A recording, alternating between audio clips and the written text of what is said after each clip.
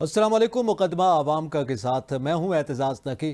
आज के प्रोग्राम में हम जिक्र करेंगे कि इस वक्त हुकूमत और अदलिया के दरमियान जो है वो सूरत हाल तनाव की सी कैफियत भी दिखाई दे रही है और मुकदमात का सामना है तमाम सियासी जमातों को भी। दलाइल हैं, मुकदमात हैं, रिमार्क्स हैं और दरख्वास्तें जो दी जा रही हैं मुख्तलिफ मुकदमात के, उनमें जजेस पर अदम एतमाद के मामलात हैं। इसमें अगर देखा जाए तो 13 रुकनी फुल कोर्ट बेंच तश्कील दिया गया जो सुन्नी इत्तेहाद कौंसिल की मखसूस नशिस्तों के हवाले से है और उस पर गुज़िश्ता रोज़ ये खबर आई थी कि तहरीक इंसाफ की कोर कमेटी ने चीफ जस्टिस काजी फयाज ईसा की इस बेंच में शमूलियत पर एतराज़ उठाया था और उसकी अपनी कुछ वजूहात थी। लेकिन उसके बाद अब खैबर पख्तूनख्वा के एडवोकेट जनरल की जानिब से भी ये खबर सामने आई है कि उन्होंने इस एतराज़ के हवाले से बात को मुस्तरद किया है। कितनी हद तक इस बात में सदाकत है और ये मामलात क्यों इस अंदाज में आगे बढ़ रहे हैं, इस पर भी बात करेंगे। इसके साथ साथ आपके इल्म में है काली भेड़ों का भी मामला था जो कि वज़ीर आज़म मियां शहबाज शरीफ ने उसका जिक्र किया था। उस पर भी तौहीन अदालत की दरख्वास्त जो है वो दायर की गई जिस पर एतराज़ आयद किया गया उसके काबिल समाअत होने या ना होने के हवाले से।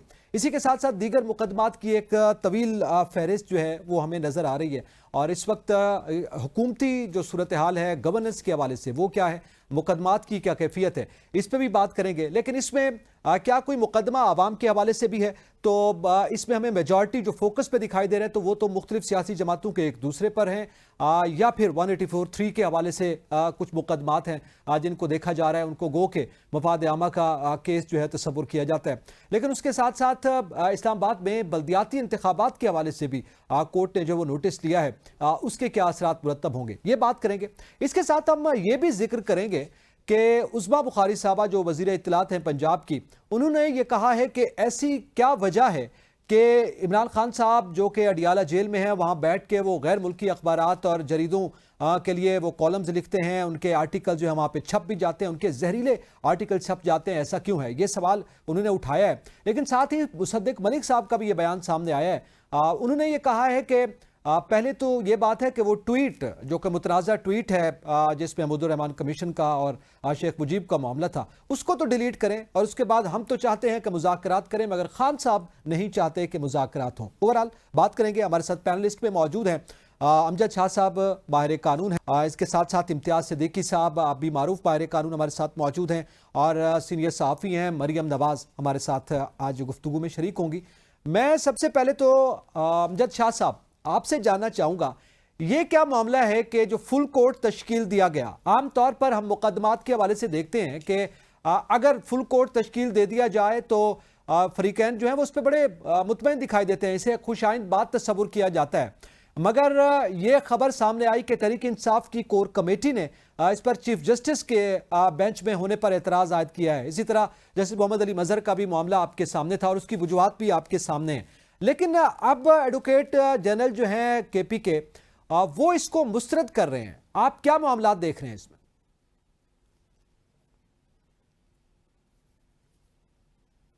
जो फुल कोर्ट बनाई गई है, ये बनाई गई है उन मखसूस नशिस्तों के हवाले से जो पीटीआई या सुन्नी इत्तेहाद कौंसिल डिमांड कर रहे हैं कि ये उनका राइट बनता है और वो उनको दिया जाए।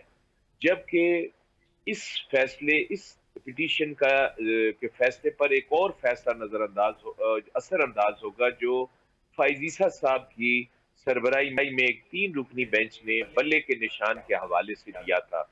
वो फैसला जनवरी में आया था, वो रास्ते में एक रुकावट है और इसलिए इस फुल कोर्ट बनाई गई है ताकि 1 साल इस पूरी कंट्रोवर्सी को खत्म कर दिया जाए। अगर आइन के हम उस आर्टिकल को देखते हैं तो उसमें उन्होंने दिया कि ये नशिस्तें होंगी खवातीन की और ये प्रोपोर्शनेटली तकसीम कर दी जाएंगी पॉलिटिकल पार्टीज में जो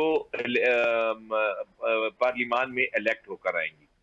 अब वो वाले आजाद उम्मीदवार जो पीटीआई से इलेक्शन लड़ना चाह रहे थे, उनको बल्ले का निशान नहीं मिला, इतनी बड़ी तादाद में वो आजाद उम्मीदवार आ गए और फिर वो सुन्नी इत्तेहाद काउंसिल में चले गए। सुन्नी इत्तेहाद काउंसिल ने अपनी खवातीन के लिए कोई लिस्ट नहीं दे रखी थी, जिस पे पेशावर हाई कोर्ट का फैसला आया और उन्होंने इलेक्शन कमीशन ने जो तमाम सीटें उन पॉलिटिकल पार्टीज में तकसीम कर दी थी जो उस वक्त पार्लियामान में इलेक्ट होकर आई थी, उन्हीं पर उन्होंने तकसीम कर दी सारी की सारी।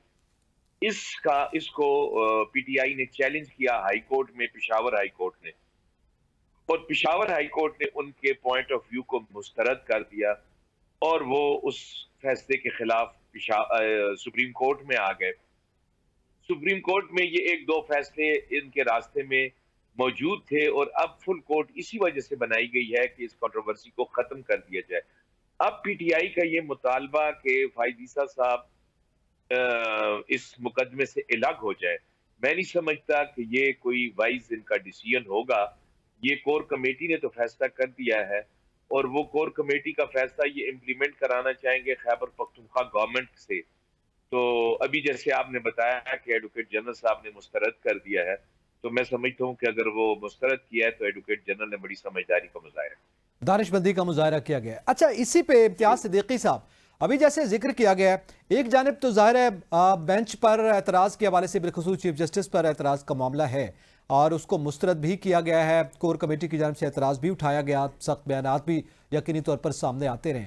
लेकिन बजाते खुद इस केस के अगर मैटर को देखा जाए तो आप क्या समझते हैं कि ये किस जानिब जा सकता है? फुल कोर्ट बन गया है और जाहिर है इसकी बुनियादी वजह और इसके पीछे मकसद ये है कि वंस फॉर ऑल एक ही दफ़ा ये डिसाइड हो जाए। आप देख रहे हैं कि ये मामला जो है हतमी तौर पर हल हो पाएगा? अब जाहिर है जो एलोकेट की गई सीटें वो तो वापस होंगी, लेकिन क्या सुन्नी इत्तेहाद कौंसिल जिन्होंने फहरिस्त जमा नहीं करवाई थी उनको एलोकेट हो जाएंगी, वो लोग वापस आ जाएंगे? क्या तनासुब बनेगा?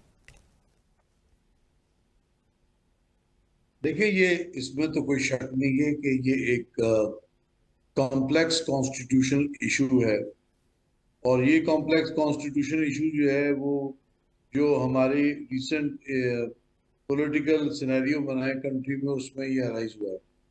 लेकिन किसी भी फैसले के लिए जो जुडिशियल प्रोसेस है उसकी क्रेडिबिलिटी का होना बहुत इम्पोर्टेंट। जो इतराजात इस वक्त बेंच पे उठाए जा रहे हैं वो पीटीआई के कैंडिडेट और पीटीआई की जो पॉलिटिकल हैसियत है उसमें जो इतराज उठाए जा रहे हैं उसका एक बेसिक थीम जो है वो ये है, और ये मेरा ख्याल है बहुत बड़ा आने वाले वक्त के अंदर एक इशू बनेगा कि procedure and practice act of 2023 के तहत 5 मेंबर बेंच जो है उसने कॉन्स्टिट्यूट होना है किसी भी कॉन्स्टिट्यूशनल इशू को रिजॉल्व करने के लिए, और फिर उसमें एक राइट ऑफ अपील भी मौजूद है।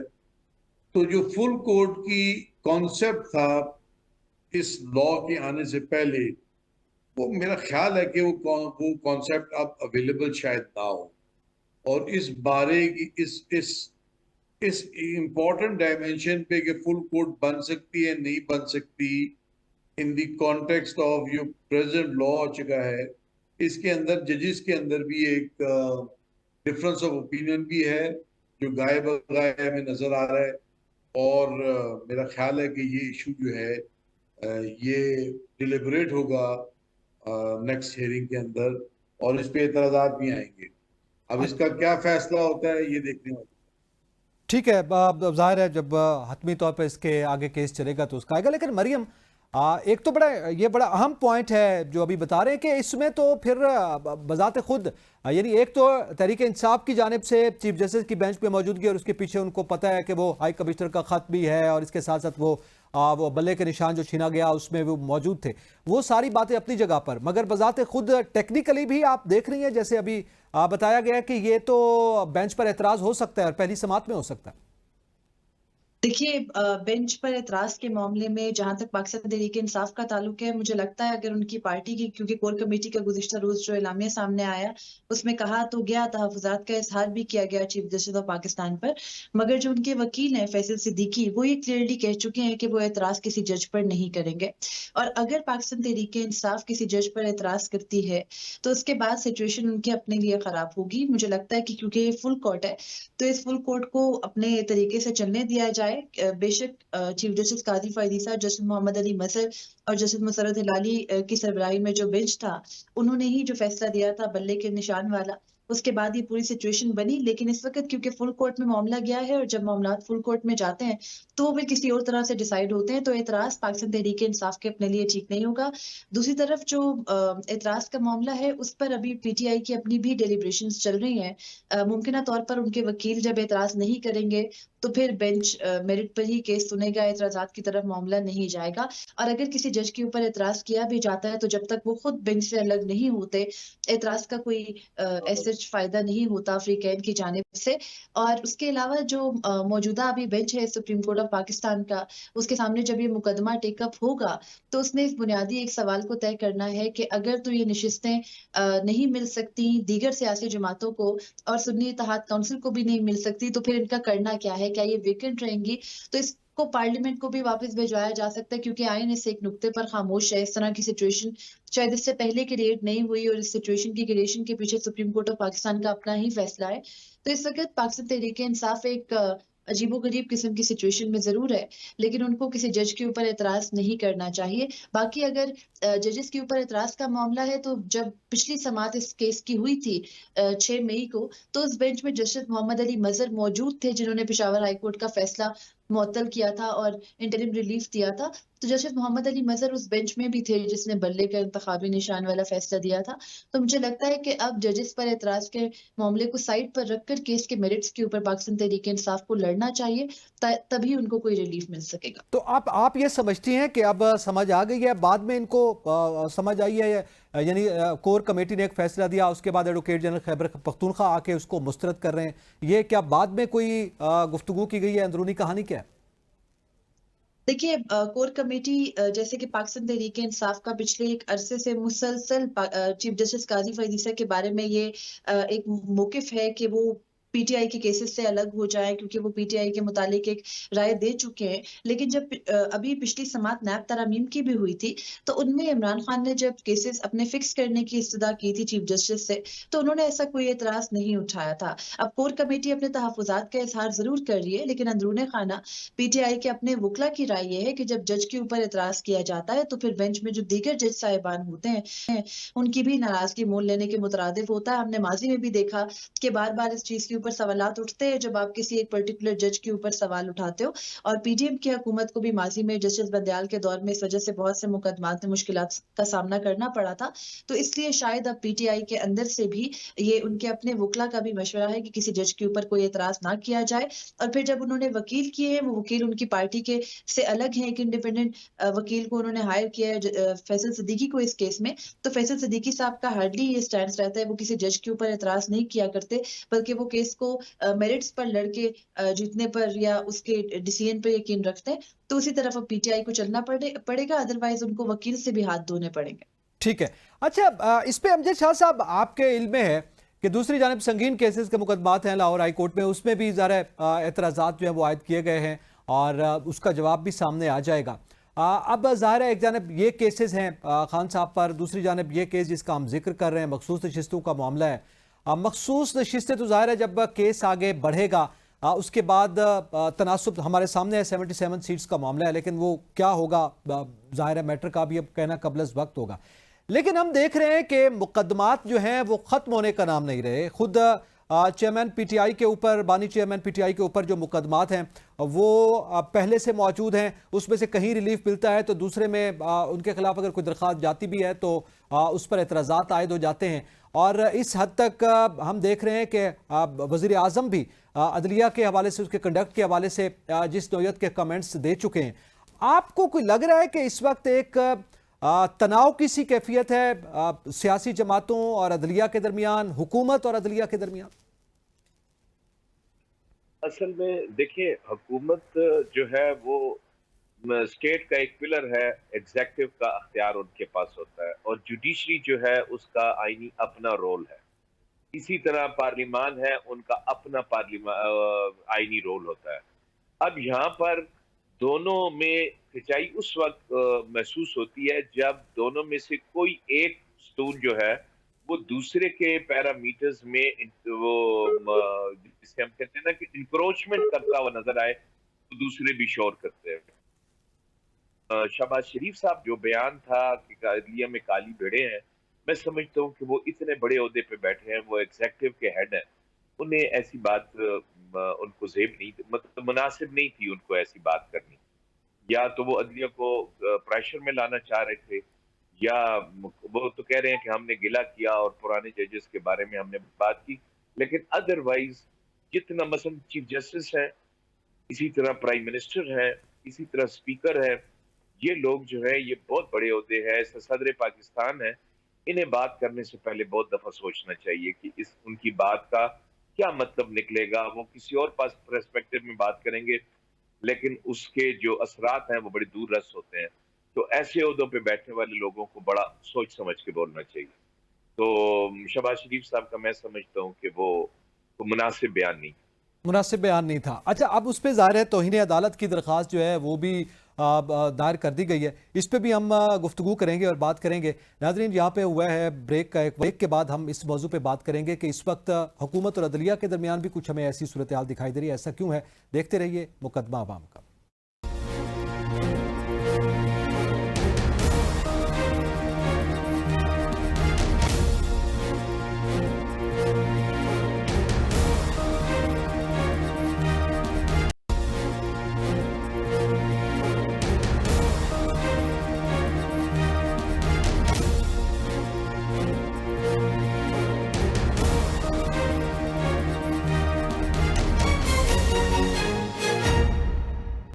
Welcome back. हम गुफ्तगू कर रहे हैं कि इस वक्त मुकदमात का सामना है और सियासी जमातों को भी है और हुकूमत भी कुछ हमें नालान दिखाई दी है। और ब्रेक से पहले हम यही बात कर रहे थे कि काली भेड़ों का बयान जो कि वज़ीर-ए-आज़म मियां शहबाज शरीफ का, जब वो वर्कर्स जनरल काउंसिल के इजलास से खिताब कर रहे थे, जनरल वर्कर काउंसिल, तो उस वक्त उन्होंने ये बात की थी।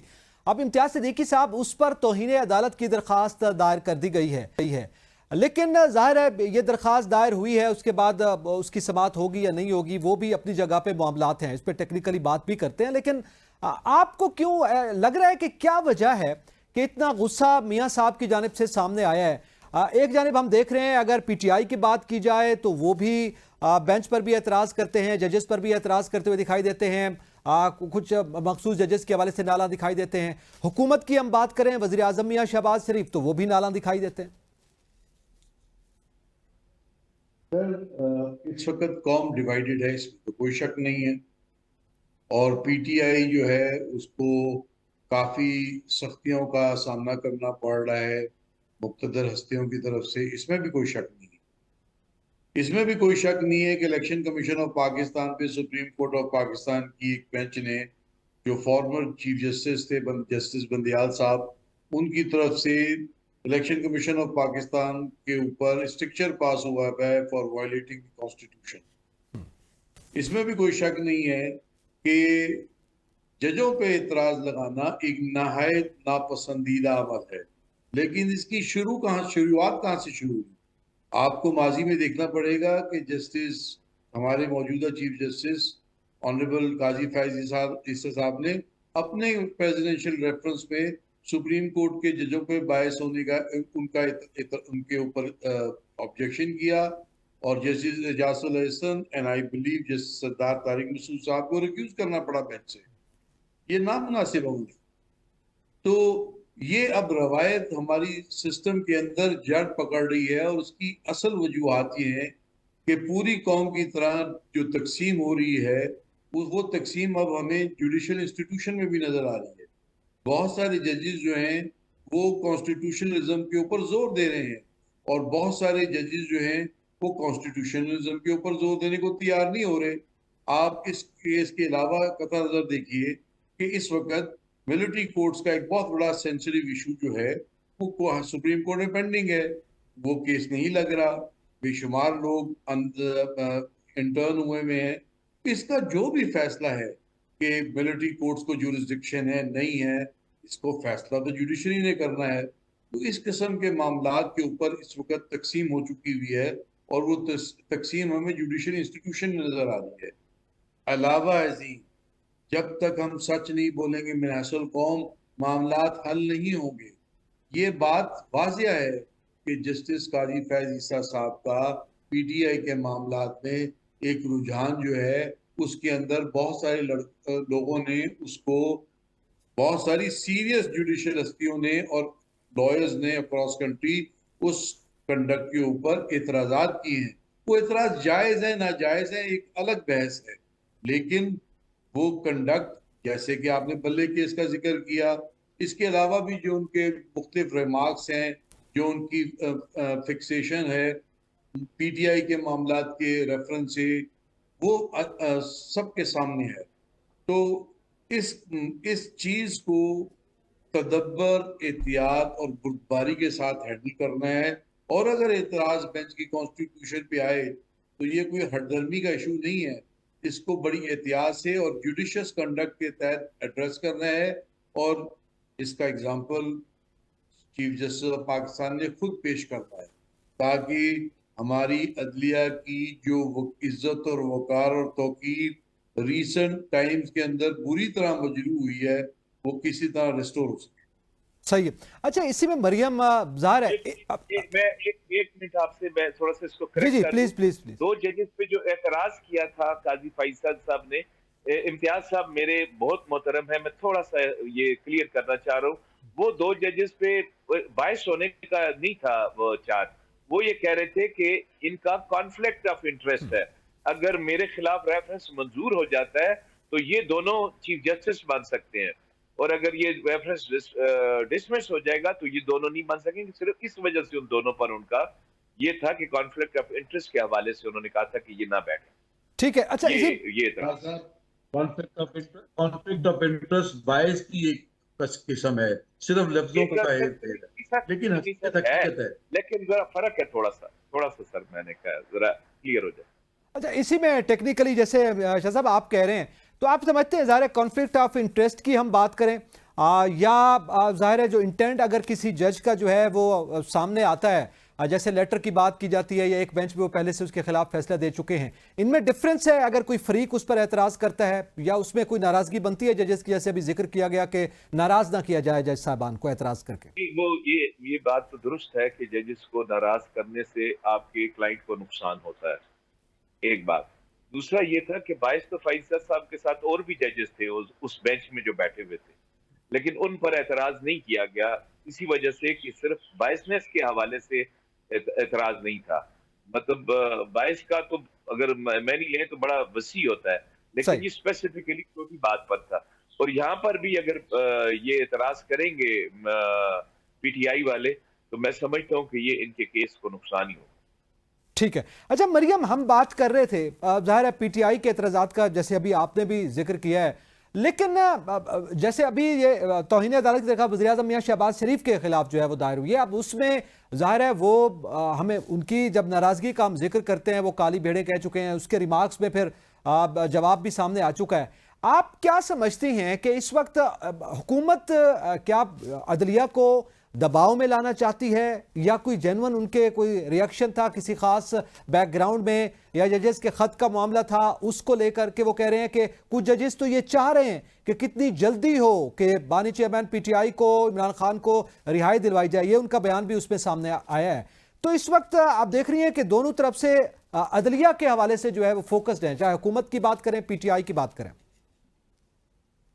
देखिए, जो वजीर आजम का बयान था मियां शहबाज शरीफ का, वो तो बेसिकली इमरान खान को रिलीफ देने से मुतालिक था, लेकिन जब सुप्रीम कोर्ट ऑफ पाकिस्तान में जजेस ने इस पर बरहमी का इजहार किया तो अटॉर्नी जनरल ने वाज़ेह किया उनके सामने, और एक मरतबा नहीं कई मरतबा, कि ये हाजिर सर्विस जजेस के बारे में बात नहीं हो रही थी, बल्कि रिटायर्ड जजेस के का हवाला दे रहे थे वजीर आजम। जबकि वजीर आजम का बयान देखे तो वो भी सिटिंग जजेस के बारे में ही बात कर रहे थे, और फिर पीटीआई के निशाने पर भी कुछ जजेस ही हैं। तो फिर उस दिन का अगर जैसे जमाल मंदोखेल का नैब तरमीम की जो हेयरिंग थी 30 मई की, उनका अगर हवाला दूं तो उन्होंने ये बात ठीक कही थी कि जब फैसला हक में आता है किसी के तो वो जजेस को अच्छा कहना शुरू कर देते हैं, और जब खिलाफ आता है तो वो जजेस को बुरा बना देते हैं। तो ये रविश नहीं चलनी चाहिए, ना हुकूमत की जानिब से ना ही पाकिस्तान तहरीक इंसाफ की जानिब से। लेकिन अब जो एक इंस्टीट्यूशनल डिवाइड है इमरान खान को लेकर, या जो मौजूदा सिचुएशन है इसको लेकर, वो एक तशवीशनाक बात है। सुप्रीम कोर्ट के अंदर भी हमने देखा पिछले 1 साल में हमें बदतरीन धड़ेबाजी नजर आई, फिर अब भी आके दोबारा से उसी तरह की आवाजें उठने लगी हैं। तो ये ओवरऑल सिचुएशन ना हुकूमत के लिए ठीक है ना पीटीआई के लिए ठीक है। अब यहाँ पर अगर हुकूमत टारगेट करती है, उनके खिलाफ फैसला आता है, तो फिर वो जजेस के बारे में बात करने लगते हैं। इसी तरह अभी अगर अभी मौजूदा सिनेरियो में देखा जाए तो हुकूमत को किसी भी जगह सुप्रीम कोर्ट या किसी भी अदालत से कोई सख्त रिमार्क्स या सख्त हुक्म का सामना नहीं करना पड़ा है। सिर्फ जो उनके अपने फराइज हैं या उनकी अपनी आईनी जिम्मेदारियां हैं वो पूरा करने का जरूर कहा गया है, लेकिन कोई एडवर्स हुक्म अभी तक हमने नहीं देखा।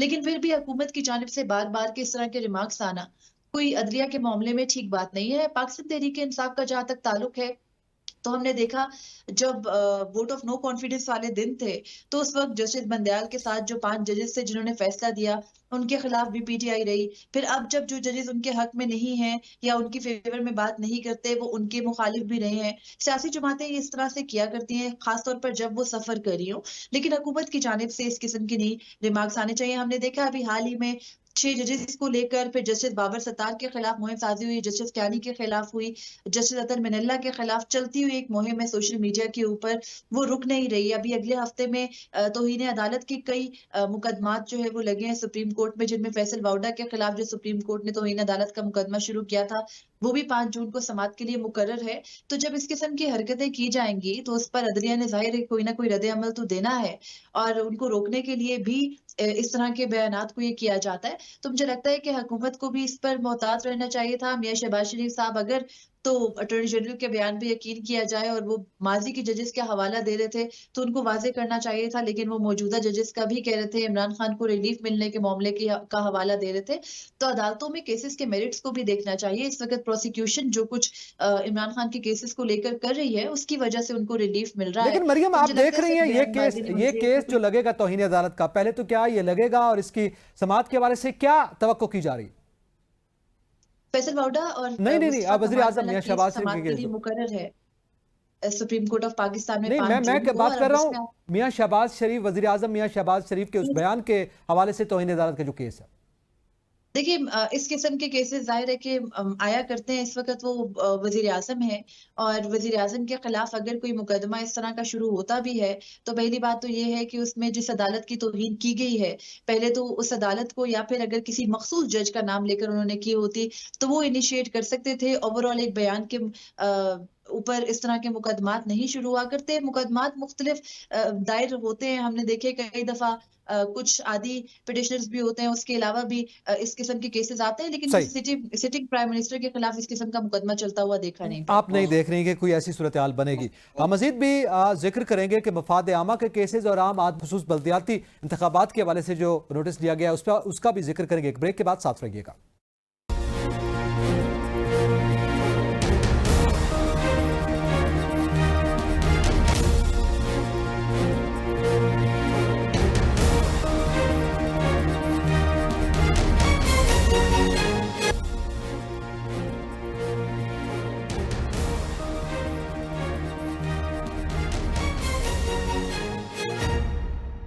Welcome back. हम बात कर रहे हैं इस वक्त जो कोर्ट मैटर्स हैं, जो मुकदमात हैं, उनके हवाले से, और उसमें अमजद शाह साहब मैं आपकी तरफ आऊँगा।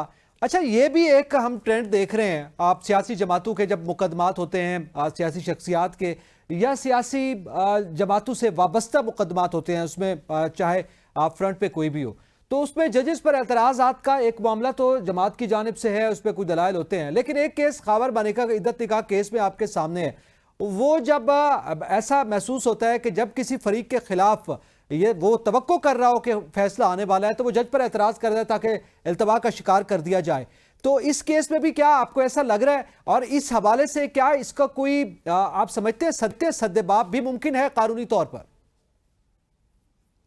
देखिए, एक तो लोगों का एतराज करना है, ये जजेस जो बोलते हैं ना, उनके बोलने से लोग समझ जाते हैं कि ये जो क्वेश्चन कर रहा है तो ये मेरे खिलाफ चला जाएगा, एक, और उस पर लोग एतराज उठा देते हैं। अब एतराज जब किसी जज पे हो जाए तो ये जज तक है कि वो उसको मानता है या उसको वो टर्न डाउन करके फैसला सुना दे।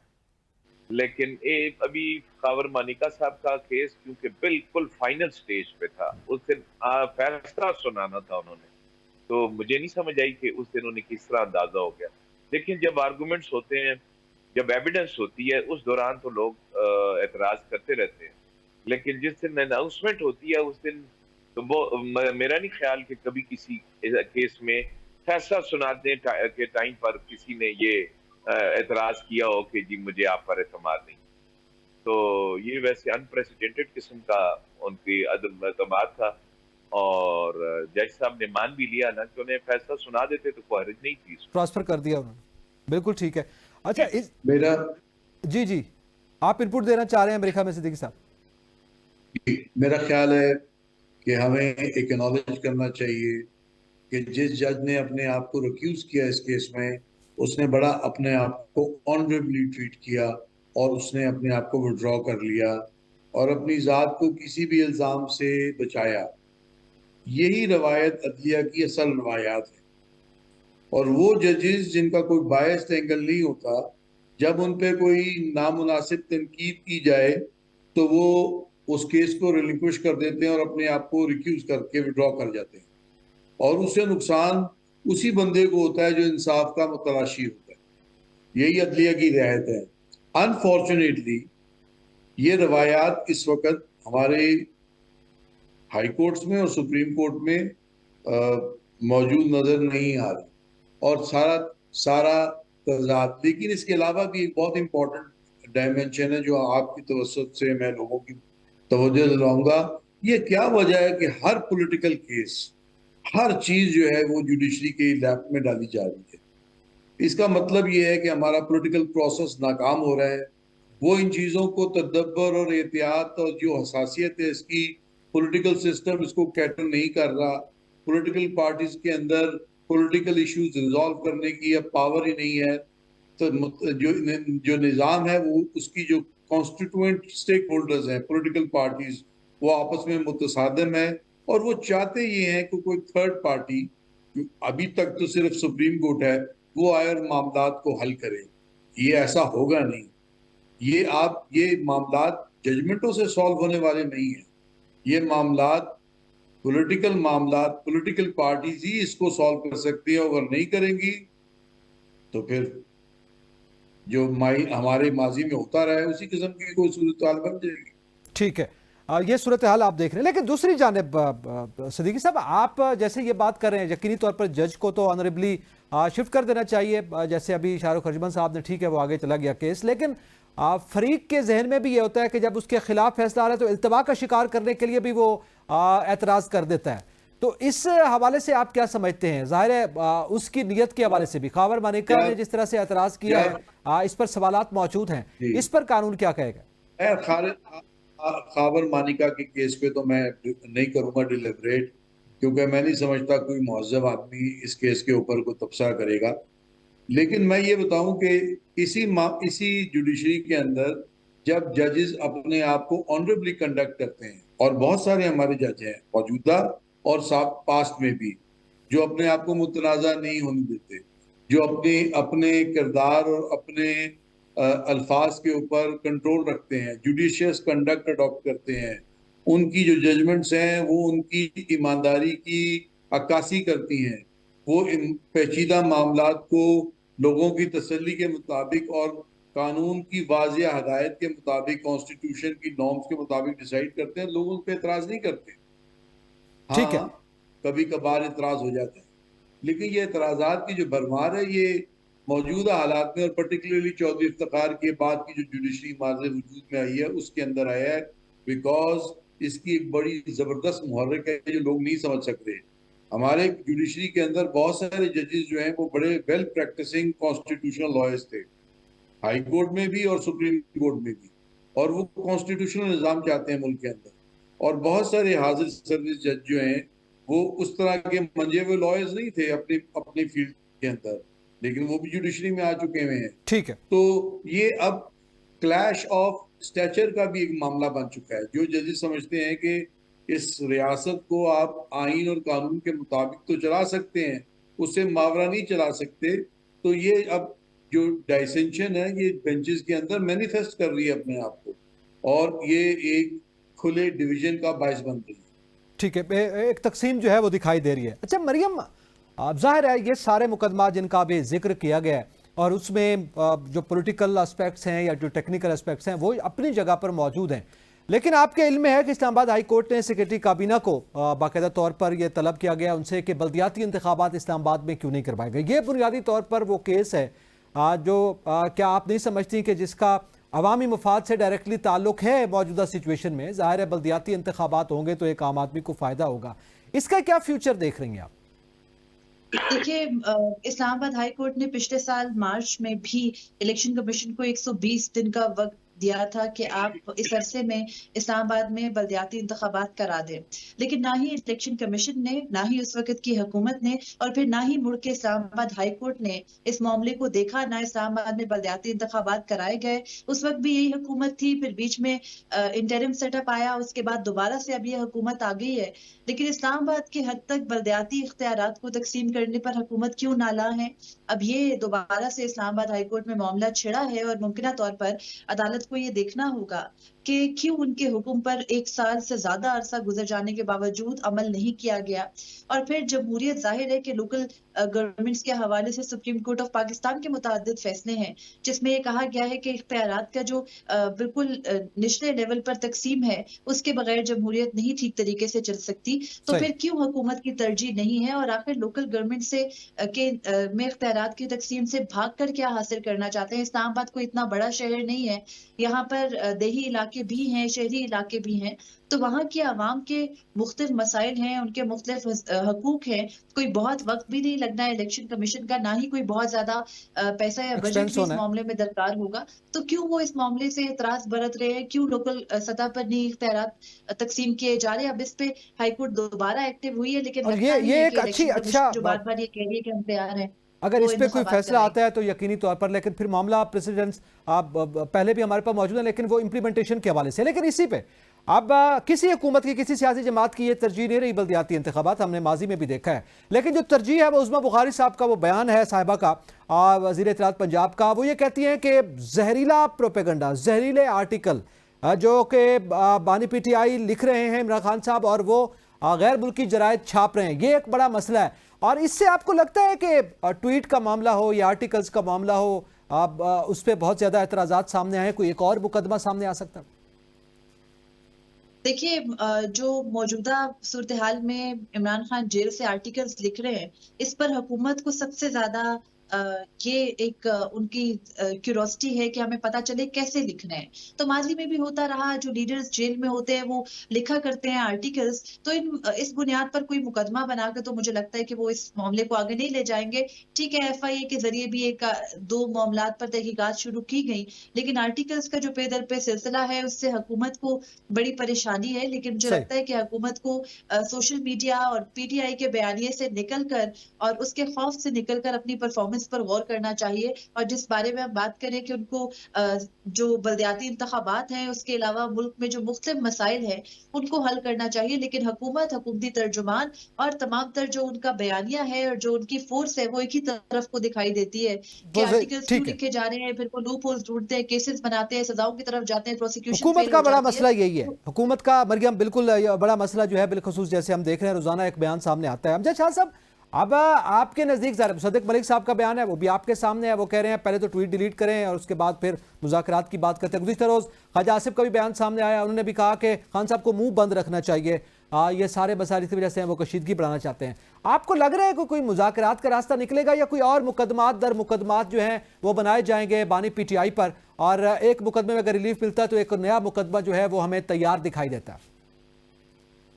हालात तो ऐसे ही लग रहे हैं कि उनके ऊपर मजीद मुकदमात बनाए जाएंगे और उस वक्त तक देखिए बानी PTI को या तो वो पॉलिटिकल जो पार्टीज हैं उनके साथ बैठे, उनके साथ वो बैठना नहीं चाहते, वो जिनके साथ बैठना चाह रहे हैं वो उनके साथ नहीं बैठना चाह रहे। तो जब तक कोई ऐसे हालात पैदा नहीं होते कि ये वाला सिनेरियो चेंज हो और जिनसे बानी PTI मुज़ाकरात करना चाहते हैं उनकी जरूरत बनेंगे तो तभी वो उनसे मुज़ाकरात करेंगे। जब तक वो उनकी जरूरत नहीं है तो उस वक्त तक मेरा ख्याल है शायद वो मुज़ाकरात न करें। और पॉलिटिकल पार्टी से तो मुज़ाकरात पर उन्होंने लाइन ही लगा दी है, वो तो नहीं करना चाह रहे। तो जब तक मेरा तो ख्याल था कि पॉलिटिकल पार्टी से अगर वो मुज़ाकरात करें, जिस तरह से नवाज शरीफ और बेनज़ीर ने मिसाक जमहूरियत किया था, इमरान खान साहब अगर इन पॉलिटिकल पार्टीज के साथ बैठ के कोई ऐसा मिसाक जमहूरियत कर ले तो शायद हो सकता है तो कि फिर कोई आप रास्ता निकलता है। लेकिन हम देख रहे हैं कि कमजोर होगी। शाह साहब, हम तो देख रहे हैं अब जैसे अभी जिक्र हुआ इद्दत निकाह केस, इम्तियाज सिद्दीकी साहब ने सही कहा है कि ज़ाहिर है ये केस इस नौयत का है कि ज़ाती नौयत का दिखाई देता है, लेकिन बहरहाल उसको भी लटकाया जा रहा है, उसका महफूज फैसला तक नहीं सुनाया गया। तो अब ये तो हमें लगता है कि दीगर केसेस में यही सूरत हाल होगी। मैं आपको इस पर कुछ कहना चाह रहा हूँ इजाजत। जी इम्तियाज साहब, जी इम्तियाज साहब भी उसमें इनपुट देना चाह रहे हैं। इम्तियाज, मैं सिद्दीकी साहब आपकी तरफ आना चाह रहा था। एक तो इस पे भी आप कमेंट करना चाहते हैं, दूसरा ये जो सूरत हाल हमें दिखाई दे रही है मुकदमात दर मुकदमात, ये एक पॉलिटिकल डेडलॉक हमें दिखाई दे रहा है, कोई डायलॉग नहीं दिखाई दे रहा। क्या फ्यूचर देख रहे हैं आप? सर, हमें एक चीज देखनी चाहिए, माजी करीब और माजी बईद में कितने मुकदमात बने। मुस्लिम लीग एम ग्रुप के ऊपर नवाज शरीफ साहब को मुल्क से बाहर भेजा गया, जरदारी साहब पर पीपल पार्टी के ऊपर बने। उस मुकदमात से क्या सूरत हाल आई, मुल्क में क्यास हुआ, पॉलिटिकल निज़ाम फेल हुआ। तो ये पॉलिटिकल मामलात केसेस दर केसेस से सॉल्व नहीं होते, ना ही पॉलिटिकल पार्टीज को इस तरीके से कॉर्नर किया जा सकता है, नंबर वन। दूसरी बात है कि अफसोसनाक बात यह है कि पॉलिटिकल मैच्योरिटी नजर ही नहीं आ रही। इद्दत वाला केस ये कोई केस नहीं है। पाकिस्तान में अगर आप जिनसी नौयत के मुकदमात की फहरिस्त दें तो पाकिस्तान तो एक हजूम है जहाँ पे हर नौयत का केस मौजूद है। तो खुदा के वास्ते इस मुआशरे की हया, तकद्दुस, एहतराम, चाहे मुखालिफ ही क्यों ना हो, उसको मद्दे खातिर रखें। किसी बंदे की, चाहे वो किसी पॉलिटिकल पार्टी से हो, उसकी इज्जत को वायलेट ना करें, जातियात के ऊपर आके मुकदमा बाजी ना करें। इससे जुडिशरी भी अंडर प्रेशर आती है और पॉलिटिकल प्रोसेस भी जो है वो सारे का सारा दरम भरम रहता है। हमारे अंदर मुल्क में गुर्बत है, बेरोजगारी है, इकोनॉमिक कंडीशन ने अवामुन नास का सत्यानाश कर दिया हुआ है। हमें पॉलिटिकल प्रोसेस की मैच्योरिटी चाहिए और वो सियासी मुकदमात में तो नहीं नजर आती, खत्म होती नजर आती। सही, ये एक बुनियादी डायलेमा है जो हमें दिखाई दे रहा है केसेस के हवाले से, और माजी में भी खैर हमारा रहा है। इसी के साथ ही यकीनी तौर पर ये सूरत हाल हमें नज़र भी आ रही है और आगे अभी तक कोई मुस्तकबिल करीब में दिखाई भी नहीं दे रही। बहुत शुक्रिया अमजद शाह साहब, बहुत शुक्रिया इम्तियाज सिद्दीकी साहब, और या मरियम नवाज हमारे साथ रही हैं।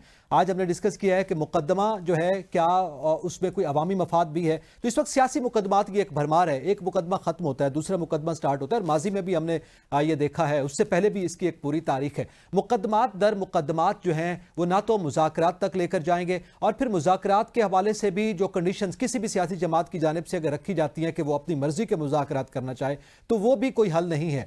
इस वक्त मुल्क जिस सियासी तौर पर जिस डेडलॉक का शिकार है, ज़ाहिर है मुआशी इस्तेहकाम जो है वो सियासी इस्तेहकाम से वाबस्ता है, और सियासी इस्तेहकाम इस वक्त हमें लग रहा है कि वो अदलिया के गिर्द घूम रहा है, इस वक्त मुकदमात के गिर्द घूम रहा है।